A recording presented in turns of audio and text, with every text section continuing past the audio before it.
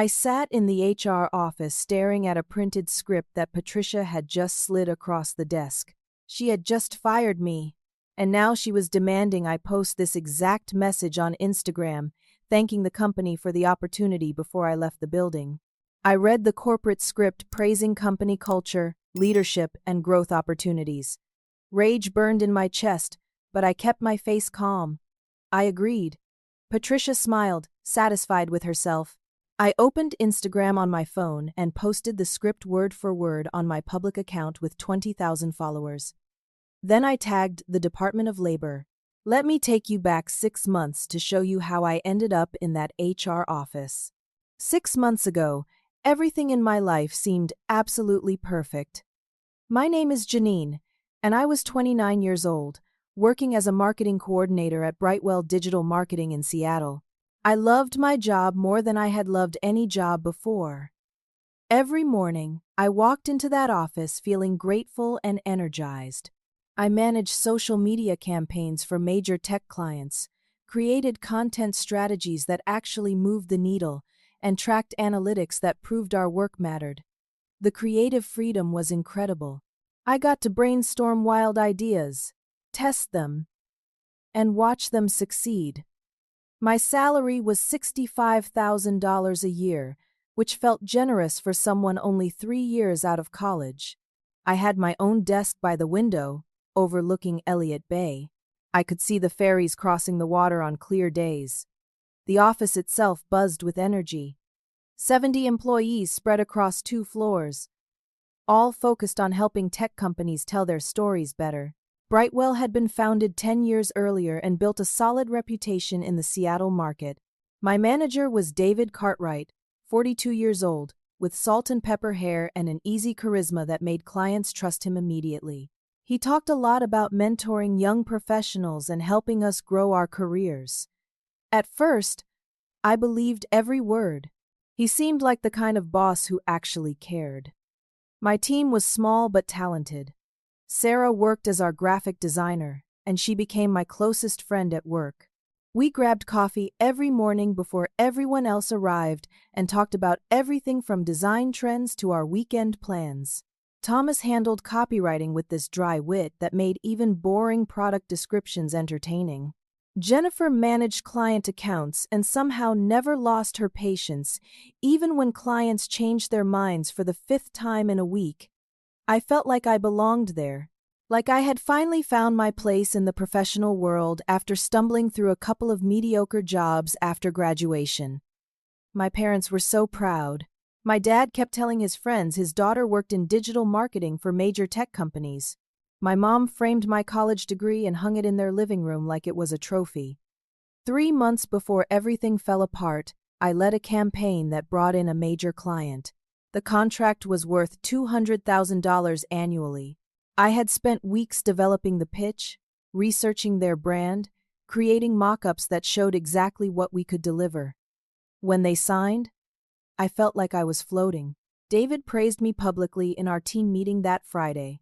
He stood up, gestured toward me, and told everyone I was exactly the kind of innovative thinker Brightwell needed. He promised my promotion review would happen in 3 months. The company culture seemed genuinely healthy. We had flexible hours, work from home options on Wednesdays, team lunches every other Friday. People laughed in the break room. Nobody seemed miserable or burnt out. I started looking at apartments to buy, thinking I would be at Brightwell for years. Maybe a decade. Maybe I would grow into a senior role, eventually manage my own team. That was my life 6 months ago. I felt secure, valued, seen. Then came the night that changed everything. It was a Thursday evening in late spring. Most people had gone home.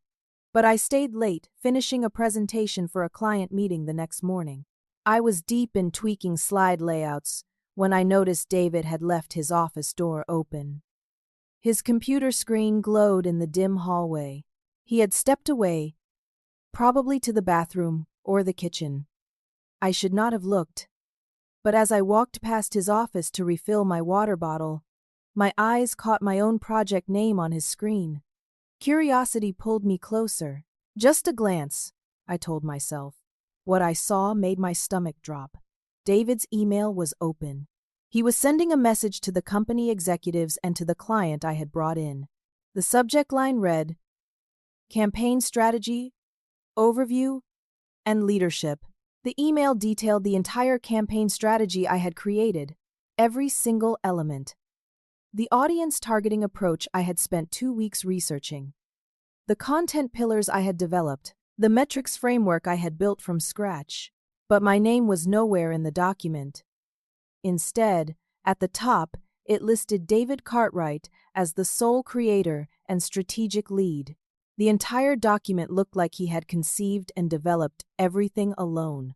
2 months of my work, my late nights, my creative problem solving, all attributed to him. He was taking full credit for the $200,000 win. My hands started shaking. Without thinking, I pulled out my phone and took a photo of the screen.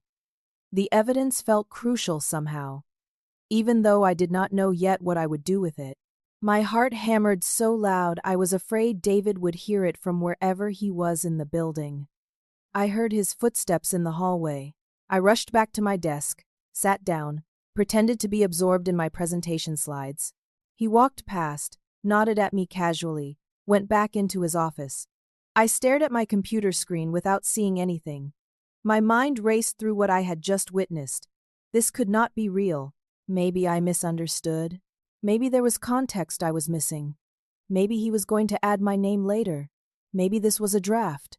But I knew better. The email was polished, professional, ready to send. And it explicitly said sole creator. I left the office 20 minutes later, unable to focus on anything. I drove home on autopilot, my thoughts spinning. I kept looking at the photo on my phone at red lights. Each time, I saw the same thing. My work. His name. That night, I barely slept.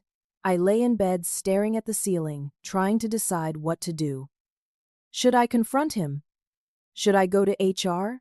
Should I email the executives myself? Should I just let it go and hope it was a one-time mistake? By morning, I still did not have an answer. But I knew I could not pretend I had not seen what I saw. I spent the entire weekend agonizing over my decision. Saturday morning, I sat at my kitchen table with coffee going cold in my mug, staring at that photo on my phone for the 100th time. I kept trying to give David the benefit of the doubt. Maybe there was an explanation.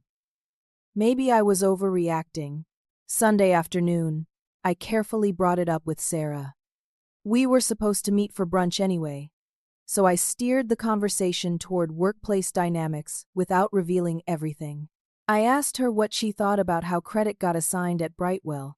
She chewed her avocado toast thoughtfully and said David had been there for 8 years and was really well connected with the executives. She said he had a lot of influence over who got promoted and who got pushed out. The way she said it made me nervous. Monday morning arrived too quickly. I walked into the office with my stomach in knots. I had decided over my 3rd cup of coffee that morning that I would confront David privately first. Give him a chance to explain. Keep it professional. Maybe it really was just a misunderstanding. I waited until mid-morning when I saw him alone in his office. I knocked on the door frame. He looked up from his laptop and smiled that easy smile. Asked me what was up. I stepped inside and closed the door behind me. I kept my voice steady and professional. I told him I had accidentally seen his computer screen Thursday night. I showed him the photo on my phone. I asked him directly why he had removed my name from the campaign strategy document. His face went through several expressions in rapid succession.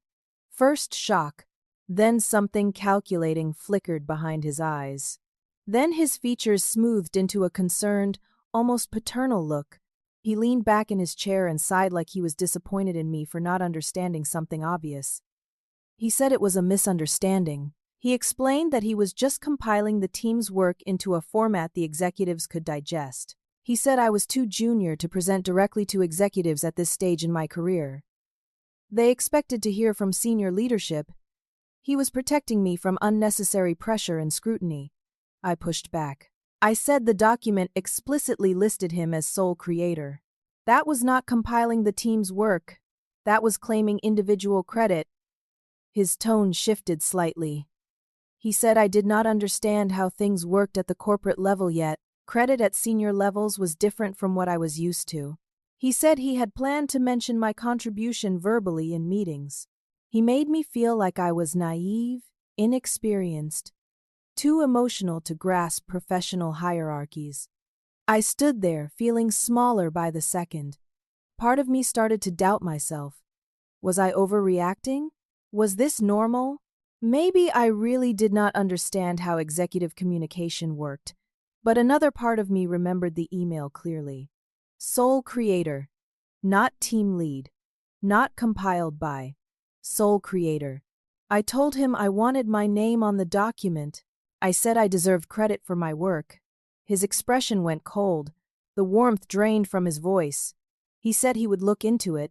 Then he turned back to his laptop, dismissing me without another word. I left his office feeling like I had just made a terrible mistake. Over the next 3 days, David's behavior toward me changed completely. He stopped inviting me to meetings I normally attended. Client strategy sessions I had always been part of suddenly happened without me. When I asked about them, he said they were quick conversations, not worth pulling me away from my other work.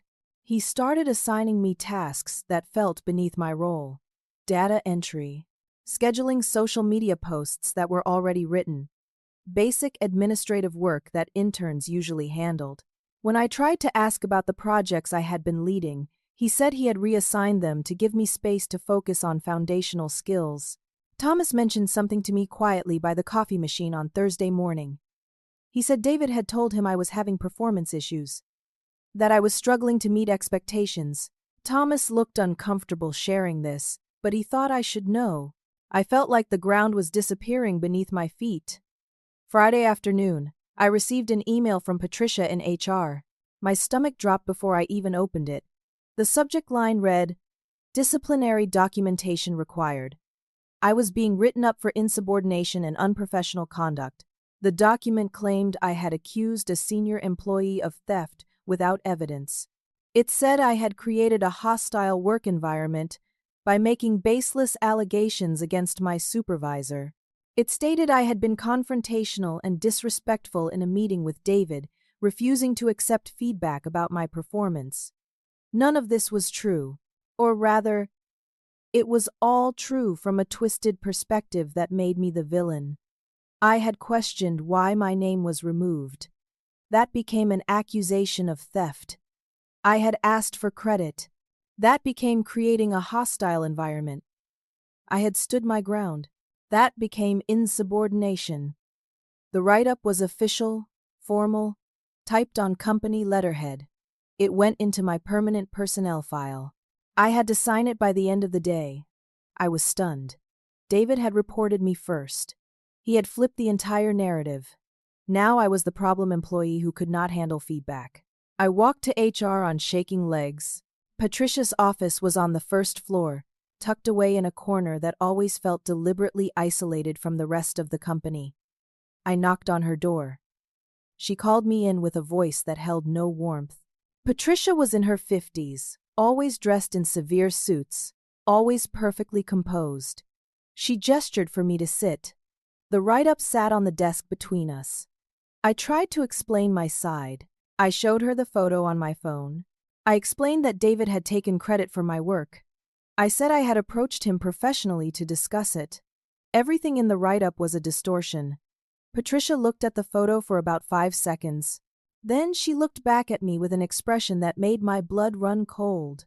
She said taking photos of company computers without permission was a violation of our privacy policy. She said David was a senior employee with a spotless record who had been at Brightwell for 8 years. She implied I was a disgruntled employee who could not handle constructive feedback about my work quality. I tried to argue. I said this was not about feedback. This was about stolen credit and retaliation. She cut me off. She said she had heard David's side already. She had made her determination. The write-up stood. I needed to sign it. I asked what would happen if I refused to sign. She said refusal to sign disciplinary documentation was itself a terminable offense.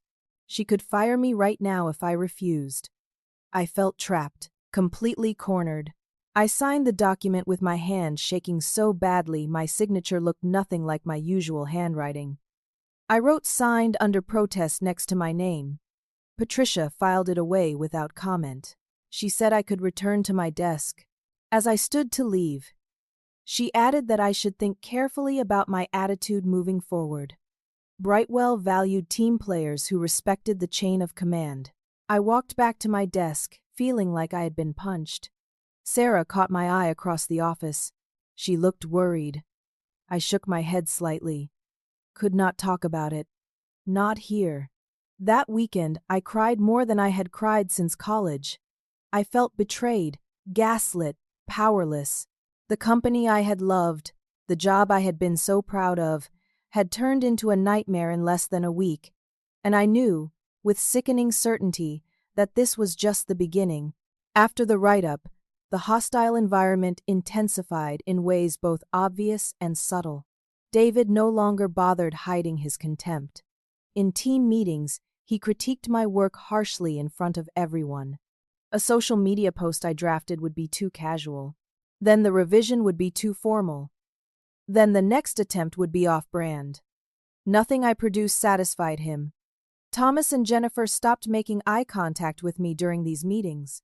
Sarah tried to be supportive, but I could see the fear in her eyes. She was afraid of being associated with me.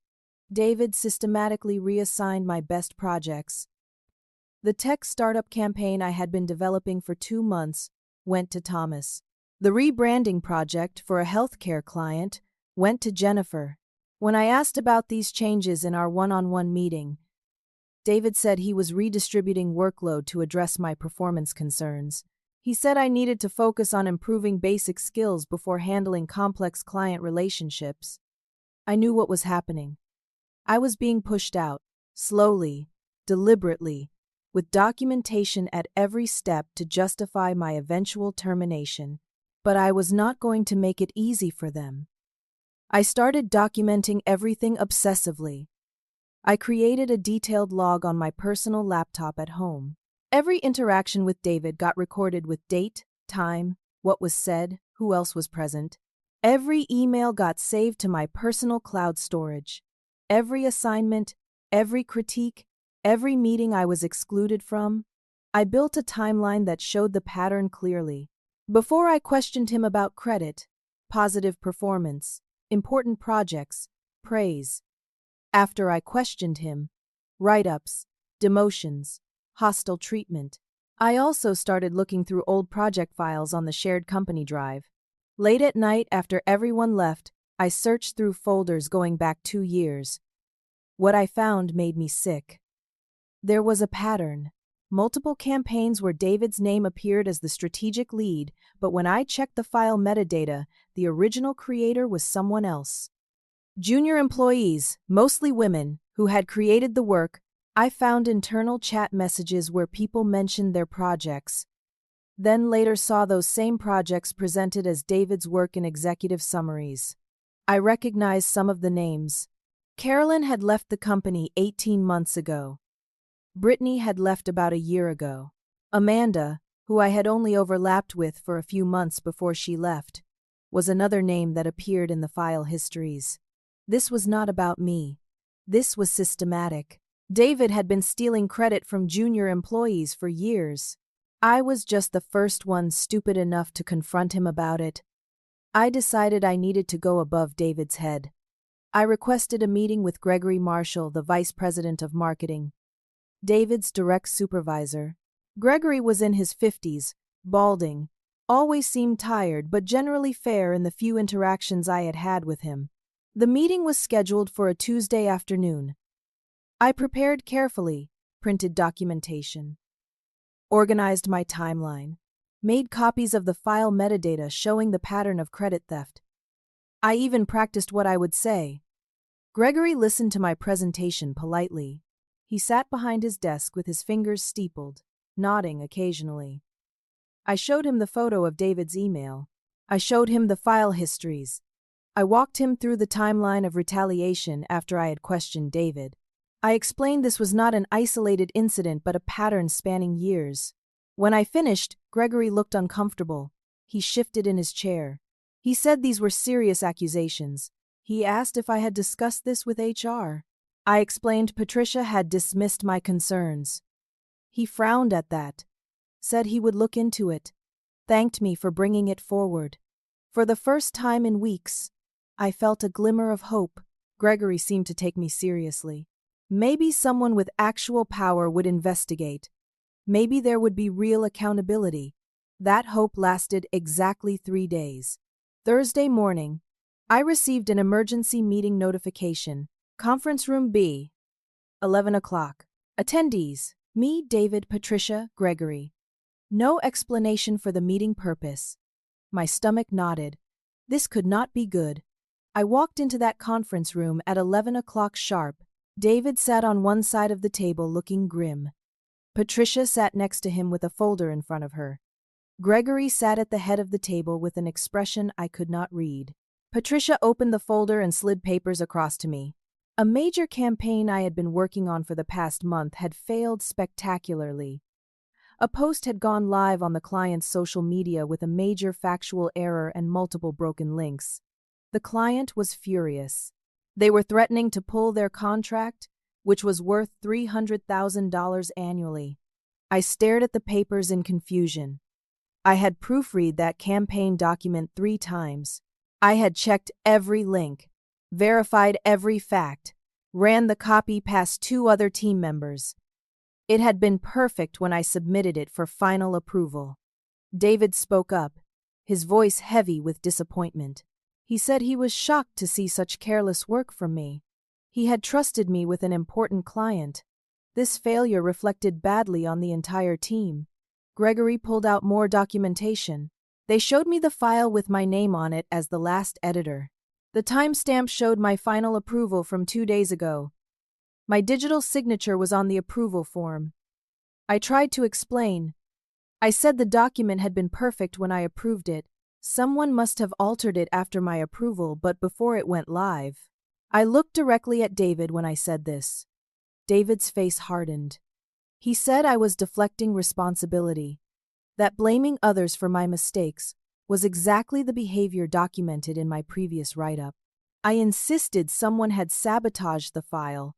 David had access to all final documents before they went to clients. The timing was too convenient.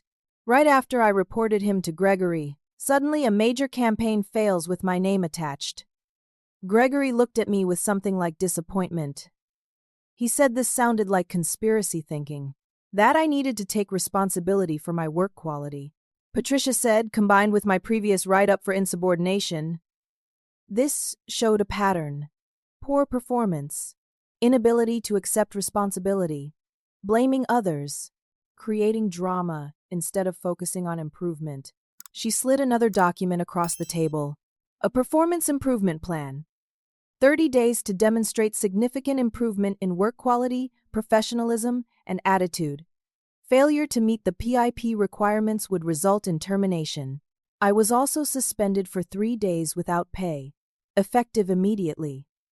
I had to leave the building within 30 minutes. I could not access my work email or accounts during the suspension. Someone would pack my personal items from my desk and hold them until I returned. The meeting ended. I sat there stunned for a moment. Then I stood on numb legs and walked out. In the elevator down to the parking garage, reality crashed into me.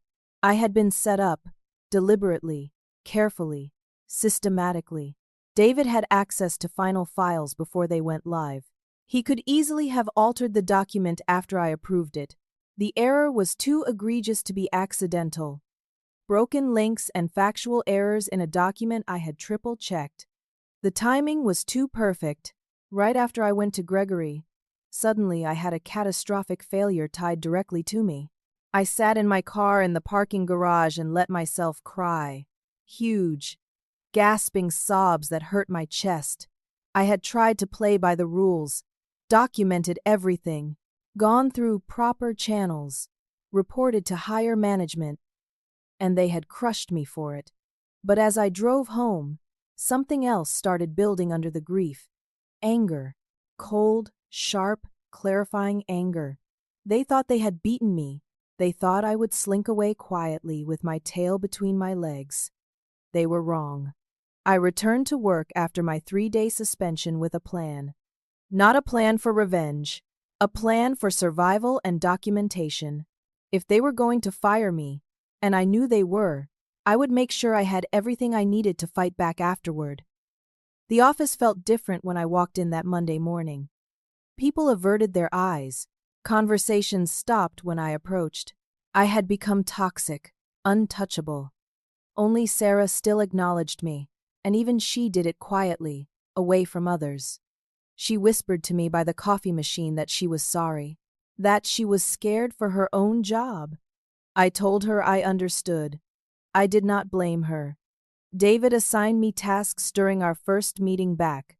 Impossible tasks with unrealistic deadlines. A complete social media audit of 3 major clients by Wednesday.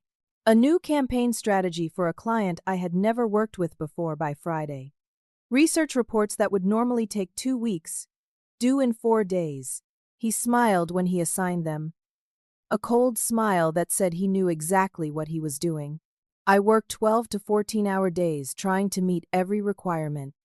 I stayed late every night, came in early every morning. I documented everything, screenshotted every email, every assignment, every deadline, saved everything to my personal cloud, created a timeline showing the impossible workload compared to what others on the team were assigned. I knew it would not matter. They were building a case, but I was building one too. 2 weeks into the performance improvement plan, I ran into Amanda at a coffee shop 3 blocks from the office. Pure chance. I was grabbing lunch. She was meeting a friend. We recognized each other immediately. Amanda had left Brightwell 6 months before I joined, but I remembered her from company photos in the break room. We got coffee. She asked how things were at Brightwell. Something in my face must have answered, because her expression changed. She asked carefully if I was okay. I hesitated, then decided I had nothing to lose. I told her what was happening. David stealing credit. The retaliation. The setup. The performance improvement plan that was clearly designed to justify termination. Amanda's eyes went wide. She set down her coffee cup with shaking hands. She said the same thing happened to her. Almost identical. She had questioned David about credit on a major campaign she had led. Within 2 weeks, she was written up for performance issues. Then projects started failing mysteriously. Her name attached. Within a month, they offered her a severance package. She took it because she could not afford to be fired without any income.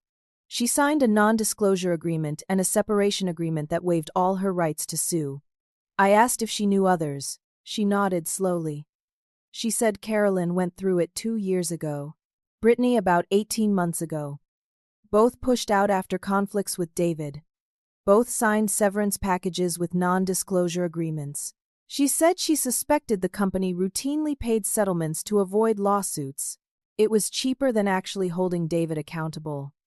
Amanda warned me they would offer me a severance package too. They would pressure me to sign immediately. They would threaten me if I refused. She said she regretted signing. She stayed silent because she was scared and needed the money, but she wished she had fought back. That conversation changed everything. I was not alone. This was a pattern. Multiple women systematically pushed out after standing up to David. The company knew. HR knew. They paid people off and covered it up. I spent my evenings researching employment law. I learned about the Department of Labor, the Equal Employment Opportunity Commission, wrongful termination, retaliation protections, whistleblower rights. I learned that non-disclosure agreements could not prevent someone from reporting illegal activity to government agencies. I learned that coerced separation agreements were sometimes unenforceable. I prepared.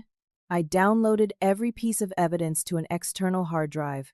I organized it all into folders by category: credit theft, retaliation timeline, impossible workload, comparisons showing I was treated differently than other employees.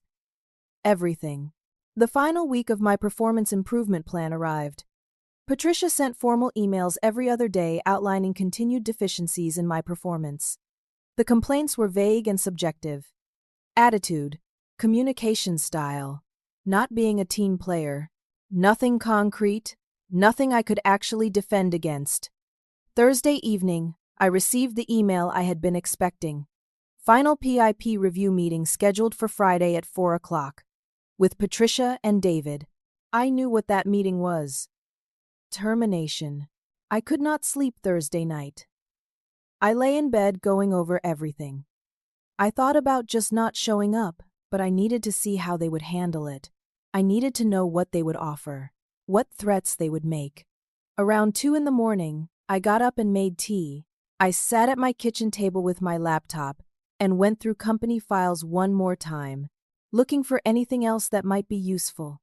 That is when I found it. Deep in the financial shared drive, in a folder I had never noticed before, I found billing records for client accounts David managed. I started looking through them carefully. Something felt off about the hours logged. I cross-referenced the billing records with project files. The hours David claimed for client work did not match the actual work documented. He was inflating client billing hours, claiming work that had been done by junior staff members as his own time billed at his senior rate. The overbilling went back 2 years and totaled nearly $150,000. This was not just credit theft anymore. This was fraud. Financial fraud, billing clients for hours that were not worked, or billing senior rate for junior employee work. I downloaded everything. Every billing record, every project file, every piece of evidence showing the discrepancy. I saved it all to the external hard drive. I sat back in my kitchen chair as the sun started rising Friday morning. They were going to fire me today. But I had ammunition now. More than they knew. This was bigger than my termination. This was criminal activity. I showered, dressed in my best professional clothes. Black slacks, white blouse, blazer. I looked at myself in the mirror. I looked tired but determined. I put the external hard drive in my purse. I drove to the office. Today was going to be the day everything changed.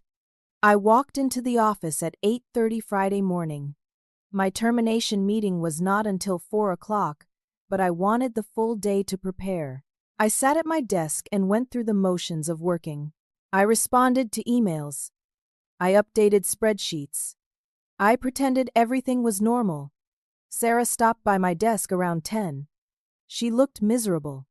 She asked if I was okay. I said I was fine. She said she heard about the meeting at 4. She said she was sorry. I squeezed her hand and told her it was not her fault. She teared up and walked away quickly. The day crawled by. Every hour felt like 3. I kept checking the clock, kept going over my plan in my head. I had decided I would not sign anything without reading it thoroughly. I would not let them pressure me. I would stay calm no matter what they said.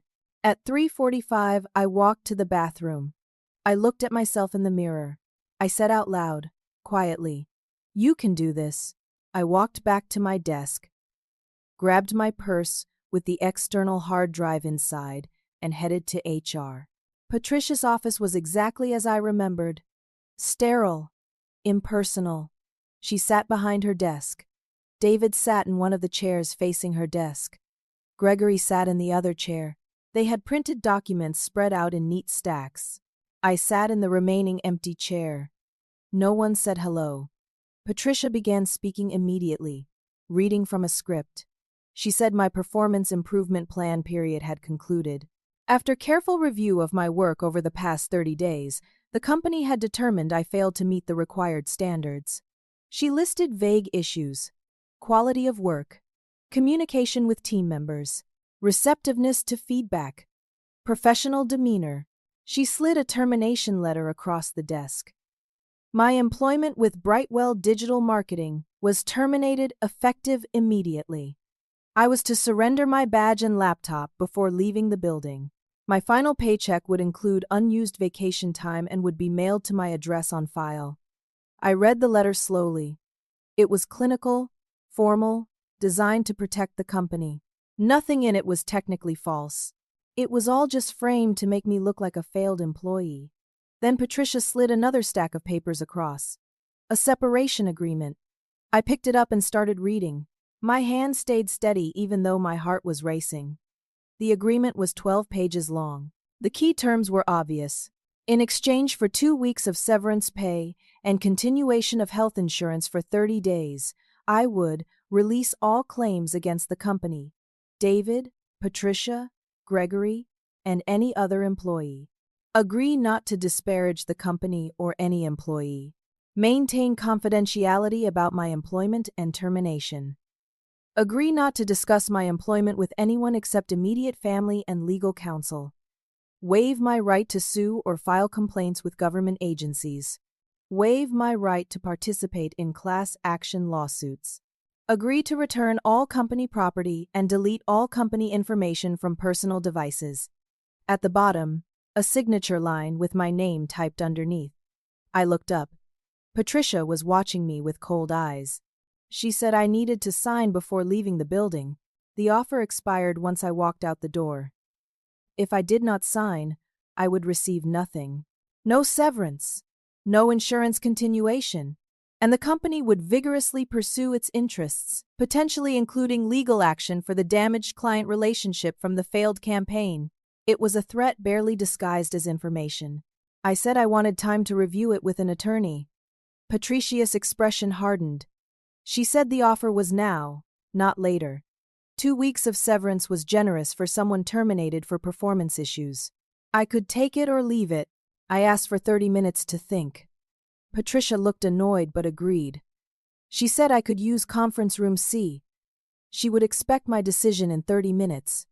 I walked to the conference room on shaking legs, closed the door, sat down at the empty conference table.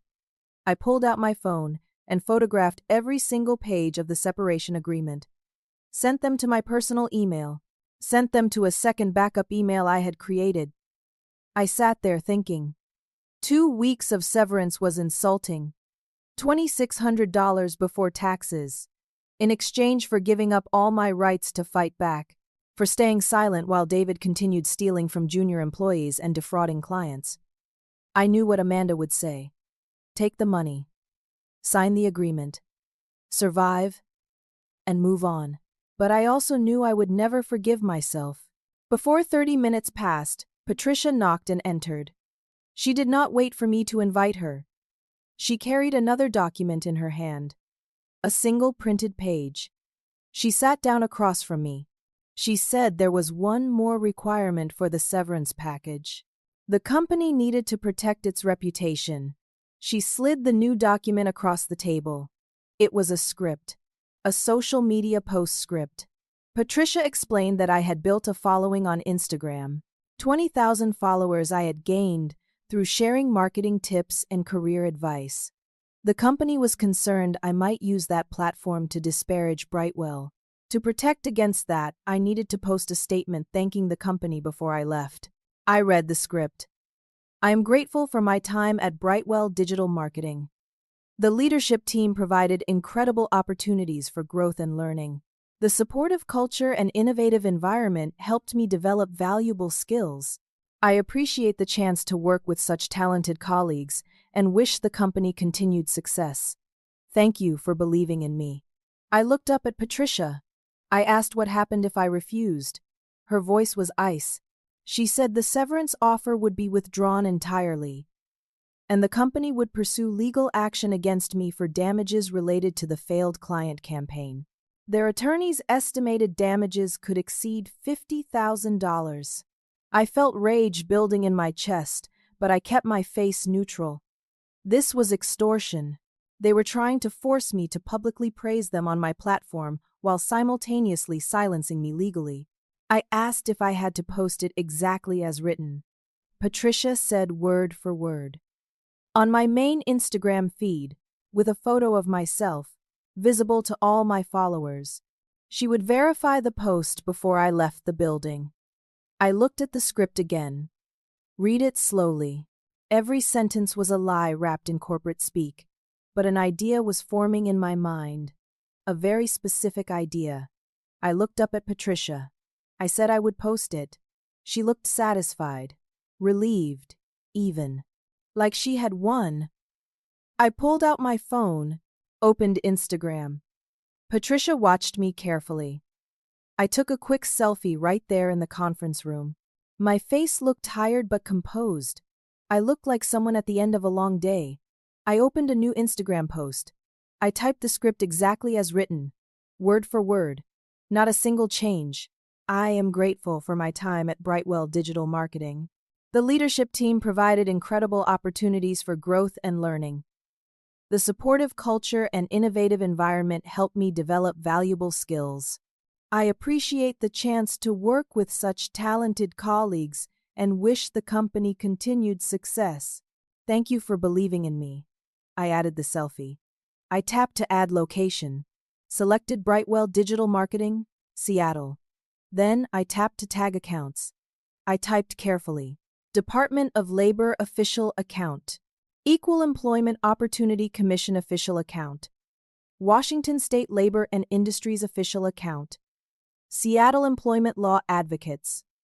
I added hashtags. Workplace retaliation. Forced speech. Wrongful termination. Employment fraud. I hit post. The notification confirmed it went live. I showed the screen to Patricia. She leaned forward to read. I watched her face change. First confusion, then comprehension, then pure white shock. She looked at the caption, saw it was word for word as demanded. Then she saw the tags, the government agencies, the hashtags. She asked me what I had done. Her voice shook slightly. I said calmly that I posted exactly what she asked for, word for word. The caption was identical to the script. I just added context about who should see it. Patricia started demanding I delete it immediately. I stood up. I said the separation agreement had not been signed. I was under no legal obligation to do anything, she said. I was leaving now. She threatened legal action. I said I looked forward to discussing everything with the Department of Labor, including the billing fraud I had discovered, including the pattern of retaliation against multiple women over several years, including the coerced speech they just demanded. I walked out of the conference room. Patricia followed me, still talking, threatening. David appeared in the hallway, looking confused. Gregory emerged from somewhere looking alarmed. I went to my desk. Sarah stared at me with wide eyes. I packed my few personal items into a box.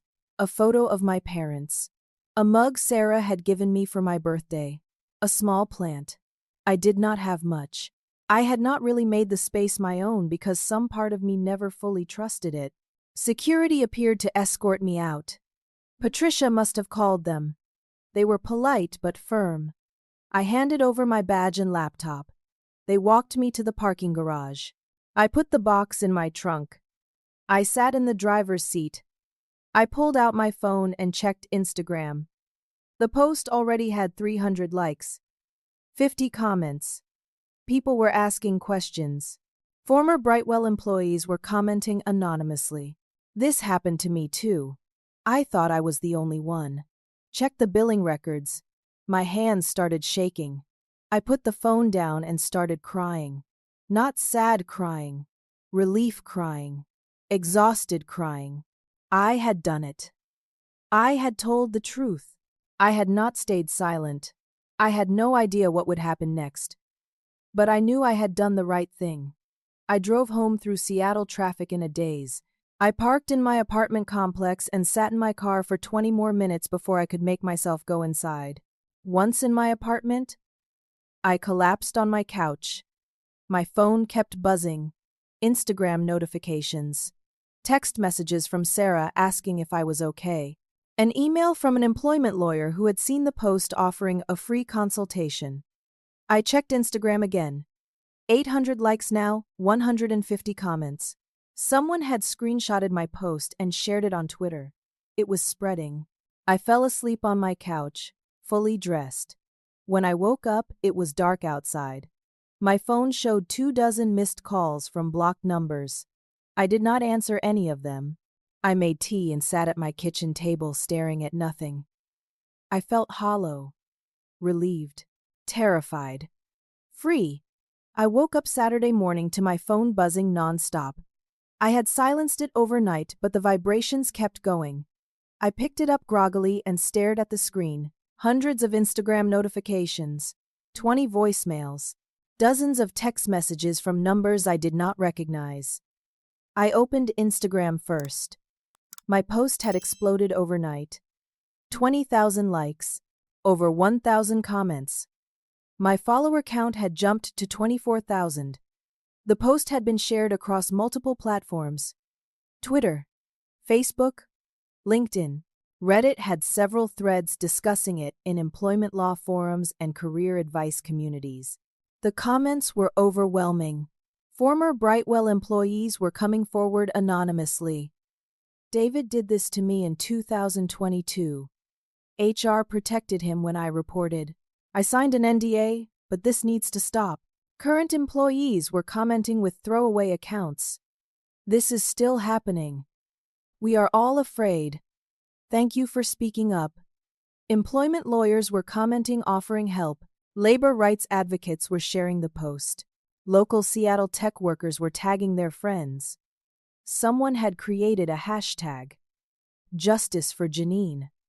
I had not even used my last name in the post, but people figured it out. A Seattle employment law blog had written an article overnight. The headline, Marketing Professionals' Brilliant Response to Coerced Social Media Post Sparks Conversation About Workplace Retaliation. They broke down what I had done, explained the legal implications of demanding an employee post praise on social media, discussed retaliation laws. Local news reporters had started reaching out. I had 3 separate requests for on-camera interviews. I ignored them for now. I did not know what I was allowed to say. I did not want to make things worse for myself legally. My phone rang. A blocked number. I almost did not answer, but something made me pick up. A woman's voice introduced herself as an investigator with the Washington State Department of Labor and Industries. She said she had seen my Instagram post. She wanted to discuss my case. Could we schedule a call? I said we could talk right now. The conversation lasted 2 hours. The investigator was thorough, professional, compassionate. She asked me to walk through everything from the beginning: David stealing credit, my confrontation, the retaliation, the write-ups, the performance improvement plan, the sabotaged campaign, the termination, the coerced Instagram post. She took detailed notes, asked clarifying questions, asked for names and dates. I gave her everything. I mentioned the other women: Amanda, Carolyn, Brittany. I mentioned the billing fraud I had discovered, the nearly $150,000 in overbilled hours. She was quiet for a moment when I finished. Then she said this was serious. Multiple potential violations of Washington employment law, the retaliation, the coerced speech, and if the billing fraud was real, that crossed into criminal territory. She asked if I could send all my documentation. I said yes. We set up a secure file transfer. I spent the next 3 hours uploading everything: the photos, the emails, the timeline, the file metadata showing credit theft, the billing records showing fraud, the separation agreement with the Instagram demand. Everything. She confirmed receipt. She said an official investigation would be opened. They would request personnel files from Brightwell for the past 3 years. They would subpoena financial records related to client billing. They would interview current and former employees. This was going to be comprehensive. She also warned me, Brightwell would likely try to intimidate me. They might threaten legal action. I should not communicate with them directly. If they contacted me, I should forward everything to her. I thanked her. After we hung up, I sat in stunned silence. It was really happening. A real government investigation. Because of one Instagram post. Monday morning, Patricia started calling. I did not answer. She left voicemails. The first few were threatening. She claimed I had violated confidentiality agreements. She said the company was pursuing legal action for defamation. She said I had damaged Brightwell's reputation and they would seek damages. But by Monday afternoon, the tone changed. The voicemails became conciliatory. Patricia said there had been misunderstandings. She wanted to mediate. She suggested we could reach a mutually beneficial resolution. The shift was obvious. They were scared. I forwarded every voicemail to the Department of Labor investigator. She said this was witness intimidation. They were adding it to the file. Wednesday, the investigation became official. Department of Labor investigators arrived at Brightwell's office. They requested access to all personnel files for the past 3 years. They asked for financial records. They set up interviews with employees. I learned this from Sarah, who texted me carefully. She said the office was in chaos. Executives were panicking. David had been placed on administrative leave pending investigation. Patricia was barely holding it together. Gregory was doing damage control with clients. The investigators interviewed former employees. Amanda called me Wednesday night. She said an investigator had contacted her. She gave a full statement about what happened to her. She said she did not care about the NDA anymore. This was bigger than that. Carolyn and Brittany also came forward. They broke their NDAs to cooperate with the investigation. The pattern became undeniable. 4 women over 3 years, all questioned David's credit theft. All were retaliated against.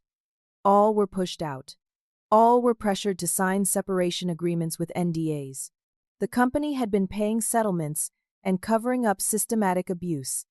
The billing fraud investigation expanded. FBI agents joined because it crossed state lines and involved potential wire fraud. Clients were being overbilled through interstate commerce. That made it federal. By Friday, 1 week after my Instagram post, local news picked up the story. A reporter from a Seattle TV station ran a segment. Tech marketing firm under federal investigation. After viral Instagram post exposes alleged retaliation and fraud. They interviewed employment law experts. They showed my Instagram post on screen, blurred my face, but showed the caption and the tags to the Department of Labor. Brightwell's clients started asking questions. 2 major clients suspended their contracts pending investigation outcomes. The company's reputation took massive public hits. Their website reviews plummeted. Their social media accounts got flooded with comments asking about the allegations.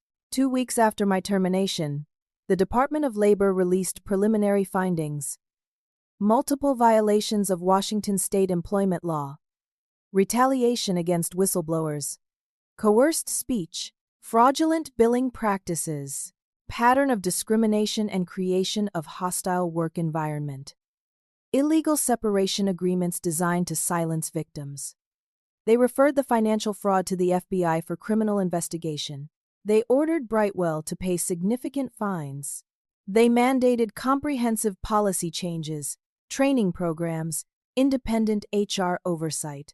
I received a call from a Department of Labor attorney. She said I had a strong case for wrongful termination. The state was pursuing penalties against Brightwell on my behalf.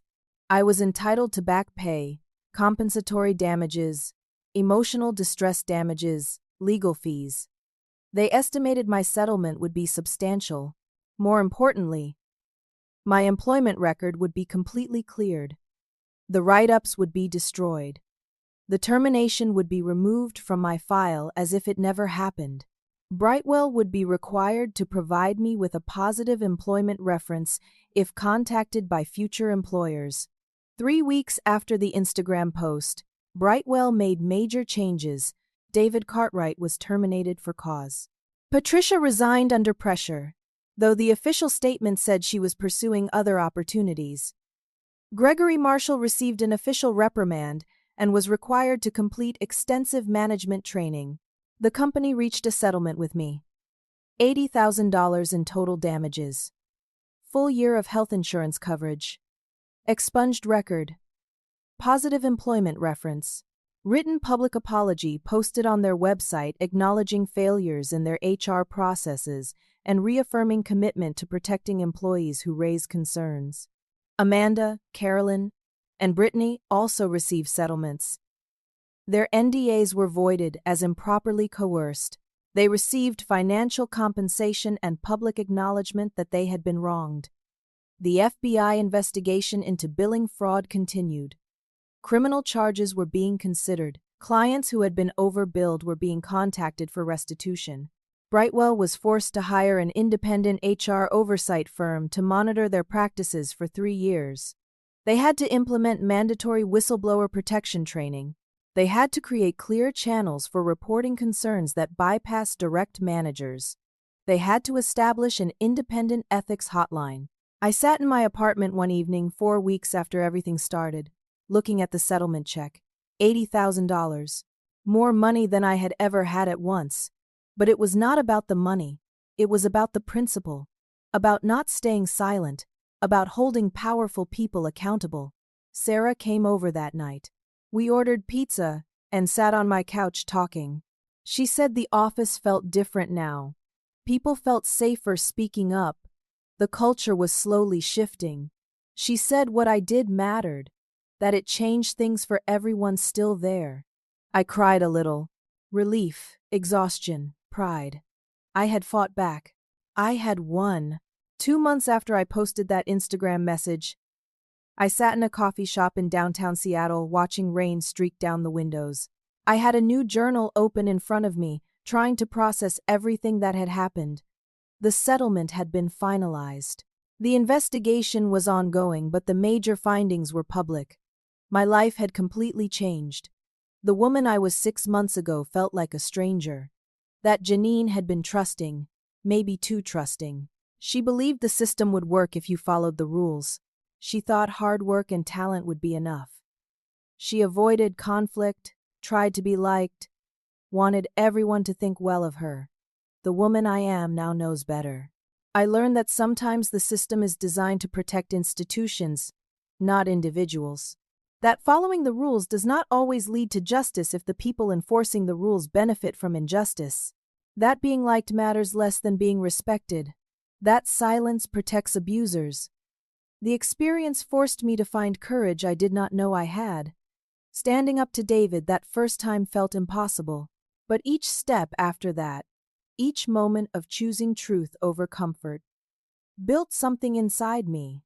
Strength, conviction, self-respect. I have spent these 2 months learning about employment law, workers' rights, patterns of workplace abuse.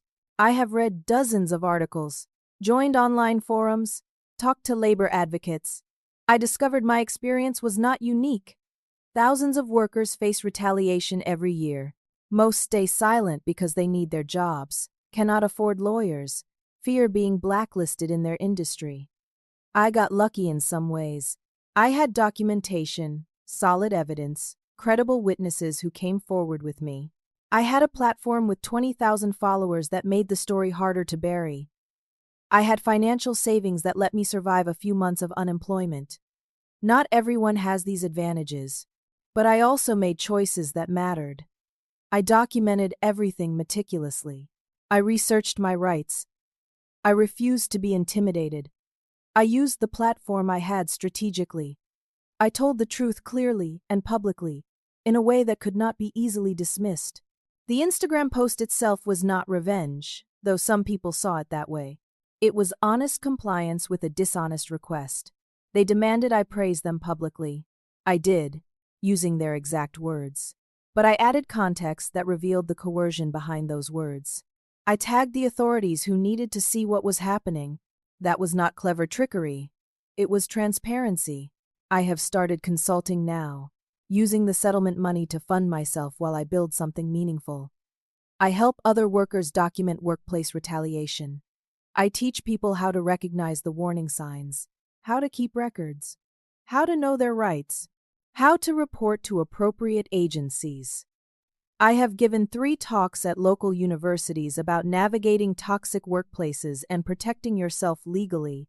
My Instagram following has grown to 50,000. I use the platform to educate people about employment law, share resources, amplify other workers' stories. I have become an accidental advocate for stronger whistleblower protections. I have also done a lot of therapy, processing the trauma of being gaslit, retaliated against, systematically pushed out. It damaged my trust, my confidence, my sense of safety. Those wounds do not heal instantly, just because I won the legal battle. I still have hard days. Days where I doubt myself, where I feel angry all over again, where I wonder if speaking up was worth the emotional cost. But most days, I am proud. Proud of the woman who walked out of that conference room after posting the truth. Proud of the 4 women who spoke up together and held a company accountable. Proud that Brightwell employees now work in a safer environment because we refuse to stay silent. I have reconciled with the complexity of what happened. David was not a cartoon villain. He was a person who made selfish choices repeatedly until those choices became a pattern of abuse. Gregory and Patricia were not monsters. They were people who prioritized institutional stability over individual justice until forced to confront the consequences. My coworkers who stayed silent were not cowards. They were people afraid for their livelihoods in an economy where job security is fragile. Understanding this does not excuse anyone's actions, but it helps me see the systemic nature of workplace abuse. Individual bad actors exist within systems that enable them. Changing the system requires both holding individuals accountable and fixing the structures that protect them. I have learned that speaking up does not require you to be fearless. I was terrified every step of the way. It requires you to act despite fear, to value truth and justice more than comfort and approval, to believe you deserve better than you are getting. I have also learned the power of documentation. Every screenshot, every email, every note I took became evidence that made my story credible. Without documentation, it would have been my word against theirs. They had seniority, institutional backing, polished lies. I had proof. And I learned the power of community. Amanda, Carolyn, and Brittany coming forward transformed my individual complaint into a pattern of abuse. We validated each other's experiences. We proved this was systematic. Together, we created accountability that none of us could have achieved alone. I reconnected with Sarah last week. We had lunch at the same restaurant where we used to grab breakfast before work. She told me the office culture is genuinely changing. People speak up in meetings now. Junior employees question decisions without fear. The new HR director is transparent and accessible. It is not perfect, but it is better. Sarah said something that stuck with me.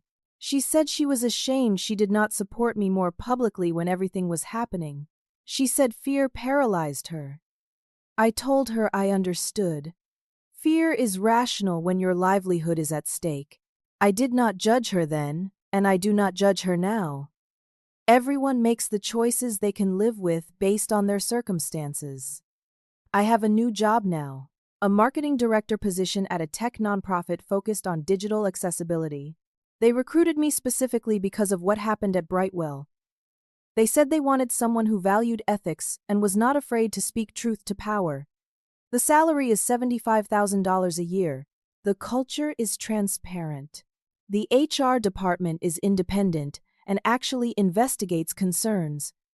I feel safe there, in a way I never felt safe at Brightwell. But I am also more cautious now. I watch for red flags. I document important conversations. I know my rights. I keep my personal files backed up. I will never again assume the system will protect me. I will protect myself. If you are facing workplace retaliation right now, I want you to know something important. You are not alone. What you are experiencing is not your fault. You deserve to be treated with dignity and respect. Your work matters. Your voice matters. Speaking up is hard. It is risky. It might cost you your job, at least temporarily. But staying silent has costs too. It costs your self-respect. It costs your mental health. It allows abusers to continue harming others. Only you can decide which costs you can bear. If you choose to speak up, be strategic. Document everything with dates and times. Save emails to personal accounts. Take screenshots. Record conversations if legal in your state. Know your rights before you need them. Research the Department of Labor, EEOC, your state's labor board. Know which agency handles which issues. Look for patterns. You are probably not the first person this has happened to. Find others who were pushed out. Their stories corroborate yours. Together, you have power. Use whatever platform you have, whether it is 20,000 Instagram followers or 20. Tell your truth clearly. Tag the authorities who need to see it. Transparency is powerful. And remember what I did with that Instagram post. They tried to force me to publicly thank them for my own mistreatment. Instead, I thanked them in a way that told the whole truth. I complied with their exact words while adding the context that revealed their dishonesty. That is not revenge. That is refusing to participate in your own silencing. The system is imperfect, but it can work. The Department of Labor exists to protect workers. The EEOC investigates discrimination and retaliation. State labor boards enforce employment law. These agencies have power. Use them. Posting that Instagram message, word for word as demanded, then tagging the Department of Labor was the smallest act of resistance. It took 30 seconds. But those 30 seconds created ripples that became waves. Within 12 hours, an investigation started. Within 4 weeks, a company changed. Within 2 months, 5 women got justice. Sometimes the smallest act of telling the truth, strategically and publicly, can create change you cannot imagine. I am at peace now. I have hard days, but most days are good. I wake up proud of who I am. I work at a company that respects me. I use my experience to help others. I have grown into a woman who knows her worth and refuses to accept less than she deserves. To everyone listening, I want to ask you something. Have you ever stayed silent about workplace mistreatment because you were afraid of the consequences? Have you watched someone else be pushed out and wondered if you should have said something? What would it take for you to speak up? I would love to hear your thoughts and experiences in the comments. Your story matters. Sharing it helps others feel less alone. If this story resonated with you, please like this video and subscribe for more content about workplace rights and standing up for yourself. And please share this with anyone who might need to hear it. Someone in your life might be facing retaliation right now and feeling alone. Let them know they are not. Thank you for listening to my story. I know it was long, but I wanted to share every detail so you could understand the full journey from hope to pain to justice. I hope it helps someone out there who needs courage to tell their truth. Remember, you deserve respect. You deserve credit for your work. You deserve to work in an environment free from retaliation. And when someone tries to force you to lie about your own mistreatment, you have the power to tell the truth in a way that creates accountability.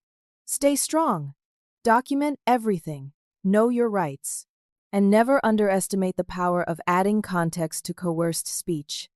Thank you again for being here. Take care of yourselves, and remember that your voice matters more than you know.